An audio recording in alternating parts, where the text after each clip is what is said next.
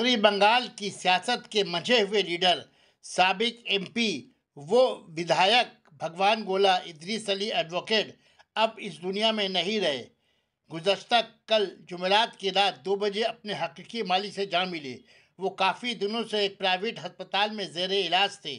जुमा के रोज़ उनका जनाजा मगरबी बंगाल असेंबली लाई गई, जहां स्पीकर के अलावा सभी एमएलए ने उन्हें खराज अकीदत पेश किया।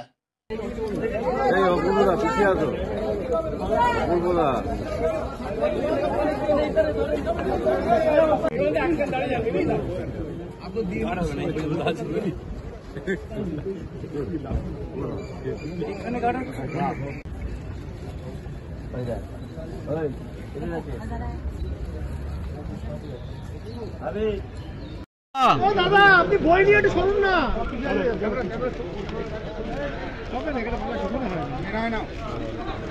আবার মোবাইল ঢুকে যাচ্ছে।